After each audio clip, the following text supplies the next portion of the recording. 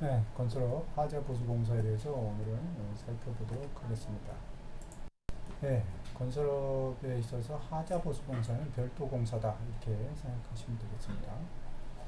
먼저 회계 처리를 먼저 보면요, 하자 보수액을 공사 종료 사업년도 말에 계산을 합니다. 그래서 하자 보수비라고 계산을 하죠.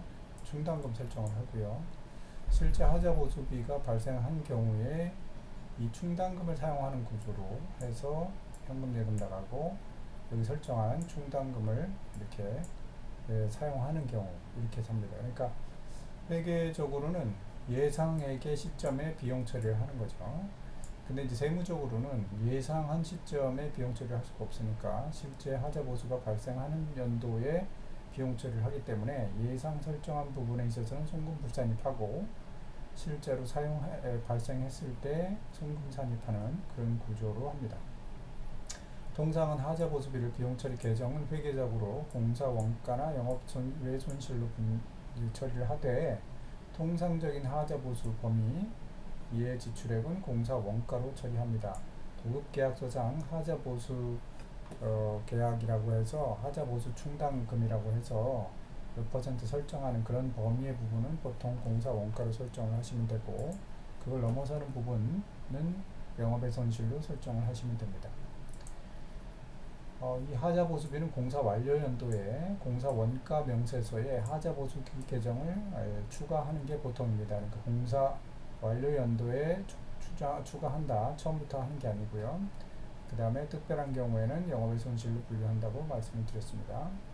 4대 보험 신고 관련해서 하자 보수비가 발생을 하면 이제 그 하자 보수비에 대해서 보험료 신고를 해야 된다는 부분 알고 계셔야 됩니다. 보통 공단에서는 하자 보수 충당 부채 계정이 재무상태표에 설정된 경우에 공사 원가 명세서에 하자 보수비 계정이 설정되었는가 보고 이 부분에 대해서 하자 보수비 보험료 신고가 되었는지를 확인합니다. 신고가 되지 않으면 주중이 되니까 조심하셔야 할 것입니다. 하자보수 충당금을 사용하는 분계에 대해서는 이미 말씀을 드렸고, 근데 하자보수 충당금을 넘는 하자보수비가 발생한 경우에는 충당금과 먼저 상계하고 나중에 추가로 하자보수비를 설정하는 그런 패턴으로 합니다.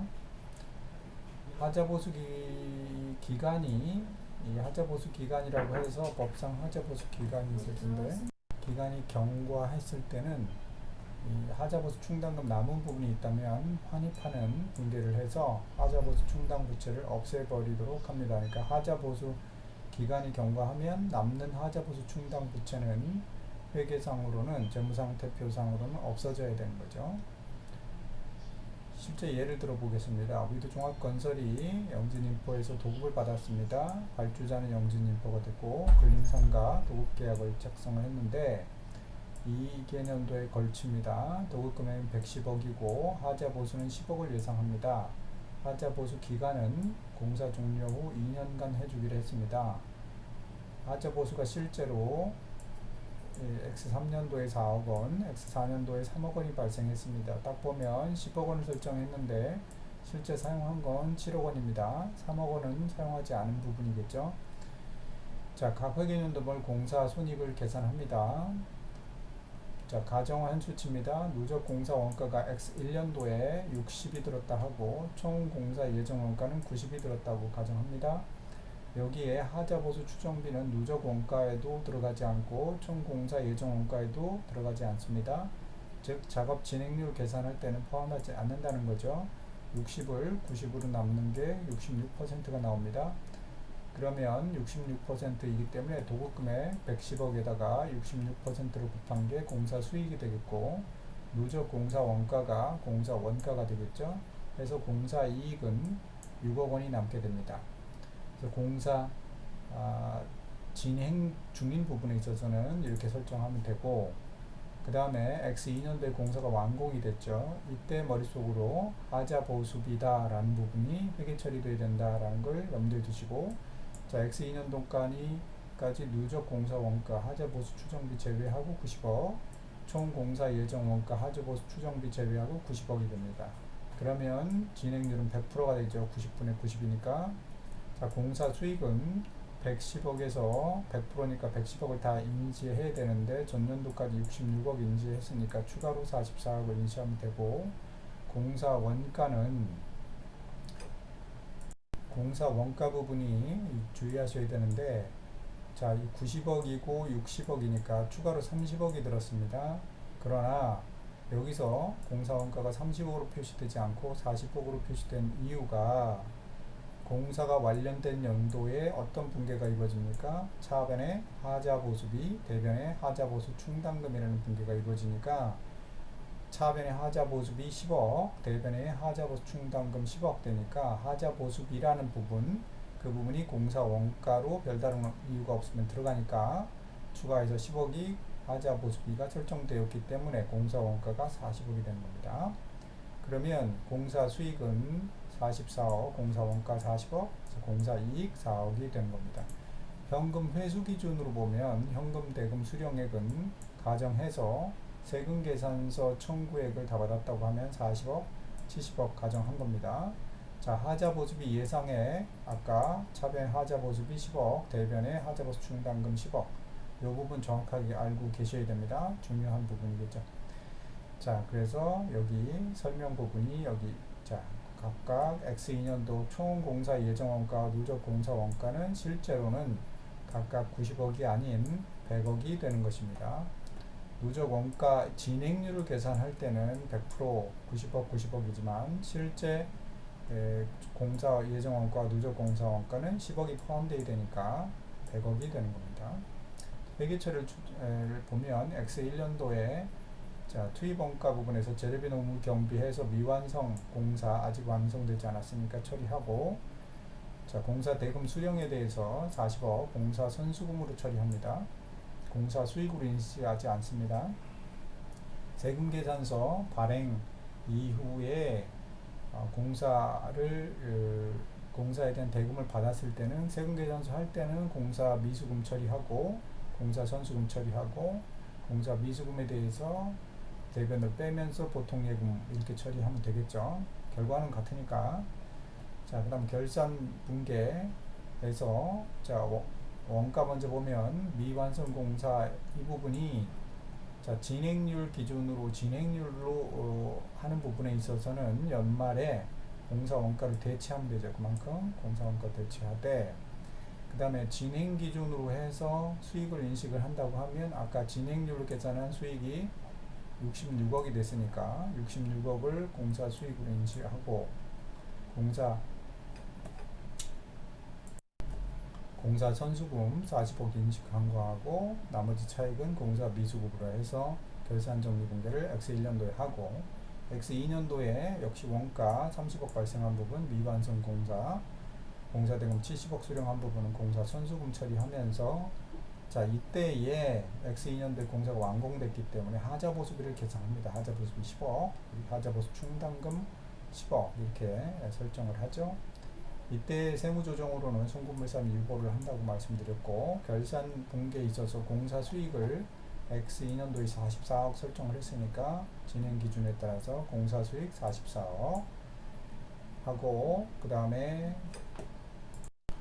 기존에 설정했던 공사 선수금 없애버리면서 또 기존에 넘어왔던 공사 미수금을 없애버립니다. 자, 이렇게 공사 선수금, 공사 미수금을 없애버리는 분배를 하죠. 그 다음에 공사 원가, X2년도 투입된 공사 원가는 미완성 공사는 30억인데 하자 보수비가 추가로 들어갔으니까 공사 원가 대체될 금액은 40억이 된 겁니다. 다음에 공사가 완료됐죠. 그 다음에 완료된 연도에 하자보수비 설정한 부분을 가지고 실제로 2003년에 하자보수비 발생했습니다. 발생한 경우에는 충당금을 사용한다 그랬으니까 충당금 4억. 자, 세무조정으로 충당금 사용하는 부분에 있어서 입금 불산입 사고 4억에 해서 유보로 세무조정을 합니다. 자, X4년도에 하자보수비 실제 발생을 해서 또 3억을 썼습니다. 그럼 3억을 썼으면 실제로 3억은 나머지 3억은 전체 유보기 남은 상태에서 쓰지 않았으니까 환입을 합니다. 자, 환입을 해서 수익으로 인식을 하고요. 하자보수 충당 부채가 차변에 갔기 때문에 6만큼 다시 입금 불산입해서 세무조정을 합니다. 자, 이렇게 해서 하자보수에 대한 회계 처리가 종료가 됐고요. 하자보수에 대한 이론적인 부분들을 몇 가지 살펴보면, 자, 하자보수 기간은 기본적으로 법적으로 책임기간이 건산법에 있어서는 10년, 5년 이렇게 되어 있습니다. 철근 콘크리트는 10년, 특별규정에 교량철, 터널, 철도, 상하수도, 조경, 전문공사 이런 부분들이 이제 특별규정으로 나와 있고, 복합규정은 각 공정별로 해서 하자담보 책임기간이 적용됩니다.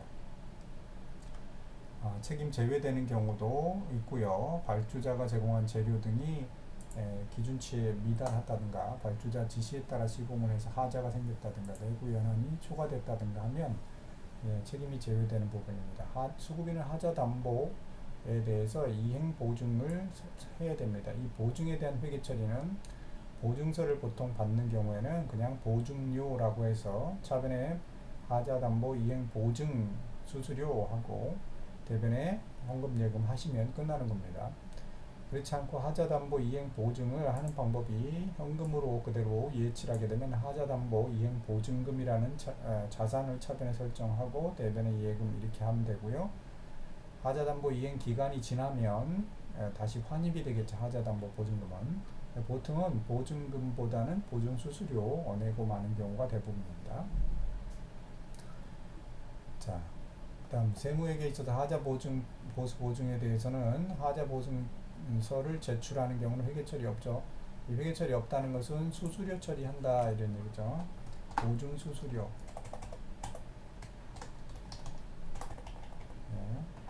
수수료 처리한다 이런 얘기입니다. 회계처리는 보증수수료. 하자보수 보증금 예치금을 납입하면 예치하실 때 보증금 사용할 때는 이 보증금을 가지고 사용한다면 차변에 하자보수비 대변에 보증금 처리하면 되는 거죠. 보증금을 가지고 사용할 때 이렇게 처리하는 거고요. 자, 공사 완료 시에 보통 하자보수 충당 부채를 설정하고 보수기간 경과 시까지는 해당 부채를 회계상 개정해서 없애야 됩니다. 기간이 끝나면 그 다음에 세법상은 이걸 인정하지 않는다 그랬으니까 부인하게 되는 거고요. 하자보수 충당 부채에 대해 세법상은 하자보수 충당 부채는 송금 불산입하고 실제 하자보수비를 쓸 때 송금 산입하는 구조죠. 그래서 하자공사 시에 송금 산입하는 구조다. 진행률 계산할 때는 하자보수 예상액을 추정공사 원가에 포함하여 진행률을 계산한다라고 했는데 하자보수 예상액 부분이 이제 완성연도에 포함해서 진행할 수도 있고 아까처럼 양쪽에서 다 빼고 진행률을 계산할 수도 있겠죠. 어쨌든 완성연도에 들어가는 거니까 100% 부분이 진행이 되도록 하겠습니다. 그 다음에 하자보수 기간 경과에 잔여 하자보수 충당 부채가 있으면 환입을 해야 된다고 아까 말씀드렸고요. 자, 공무상에 이 하자보수에 대해서는 반드시 도급계약서에 명시하도록 되어 있습니다. 그래서 하자 이행보증을 건설사는 반드시 제출을 발주처에 해야 되고 하드업체는 또 원두업체에다가 제출을 해야 되고요. 이행보증 증권상에 보증 시작일은 준공일부터 되어 있습니다. 준공일 다음날이 아니라 주의하셔야 되고 장기 계속 공사 하자 보증 이거 키크온에 신고해야 되는데 원칙은 차수별 계약 원칙이니까 차수별 기준 금액으로 해가지고 하자 보수 이행 증권을 끊으시면 되고 만약에 총 공사에 대해서 납부하라고 발주처에서 광급 공사에서 요구하면 총 하자에 대해서 기재하시면 되겠군요. 하자가 실제로 3회 이상 발생하거나 하자 담보 책임 위반할 때는 처벌 규정이 6개월 이상의 영업정지 이런 부분들이 있습니다. 이제 건설업은 건설에 충실해야 되니까요. 다음에 건설업 면허 양수도 시 하자보수 부분이 없는지 확인해야 되고 기업 진단에 있어서 하자보수 충당 부채가 나와 있다 그러면 이것은 부채로서 인정이 되니까 사실 좀 불리하게 인정이 되겠죠. 그래서 기업 회계 기준을 채택하는 부분들은 이 부분들을 하자보수비라고 해서 설정을 하고 예, 그 일반 중소기업들이 채택을 안 하는 경우들이 꽤 있죠. 하도급 불공정 행위를 금지합니다. 하자 보수 관련해서 하도급인에게 정가를 시키거나 이 부담을 도급계약으로 정한 기간을 초과해서 하도급 책임을 부담시키는 특약은 불공정 행위이기 때문에 금지되고 있습니다. 광산법에 의해서 하자 보수가 상시 발생하는 공사죠. 원래 도급계약서상 늘 명시를 해야 되는 부분이고 또 이것을 키스콘 신고를 통해서 발주자에게 통보하게 되어 있습니다. 하자보수 공사에 대해서 하자보수 책임을 위반하면 여러 가지 제재의 대상이 되고 기업 진단 시 뭐 실질 부채로 인정된다는 건 제가 말씀드렸고 하자보수에 대해서 고용산재보험료는 별도로 개시 신고가 이루어져야 됩니다. 하자보수 공사가 들어간다 그러면 다만 도급계약서 기간 내에 하자보수 공사라고 하면 그것은 이제 보험료를 이미 납부한 거기 때문에 추가 납부할 필요가 없지만 도급계약서 기간을 경과한 부분에 있어서는 하자보수비 별도로 개시 신고를 하고 보험료를 납부해야 합니다. 자, 이상 오늘은 하자보수 공사에 대해서 살펴봤습니다.